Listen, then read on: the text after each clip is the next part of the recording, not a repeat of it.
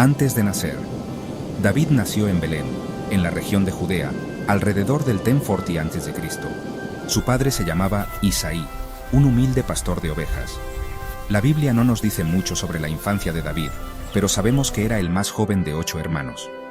¿Cuál era el contexto histórico en Israel cuando nació David?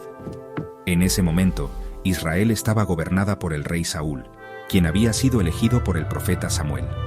Saúl era un líder militar valiente, pero también tenía un lado débil y desobediente ante Dios. Infancia y juventud.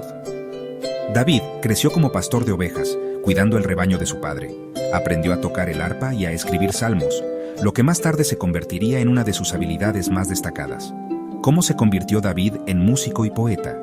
Según la Biblia, David fue ungido por el profeta Samuel para ser el futuro rey de Israel.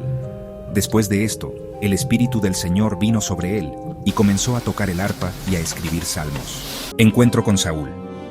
Un día, David fue llevado al palacio del rey Saúl para tocar el arpa y calmar su espíritu atormentado. Saúl se sintió atraído por la personalidad y las habilidades de David, y lo nombró su escudero. ¿Por qué Saúl se sintió celoso de David?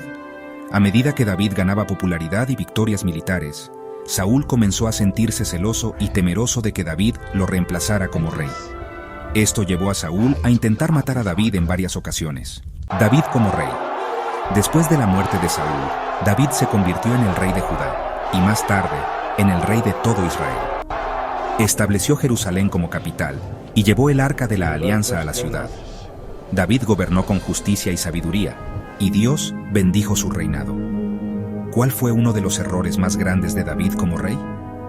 David cometió un grave error cuando ordenó matar a Uría elitita para casarse con su esposa Betsabé.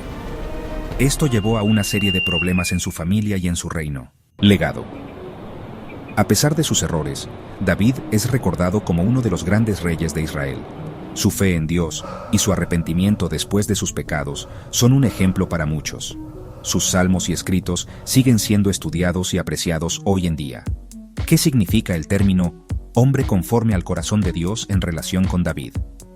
Según la Biblia, Dios dijo que David era un hombre conforme al corazón de Dios. Esto significa que David tenía una relación cercana con Dios y que su corazón estaba alineado con los propósitos y deseos de Dios.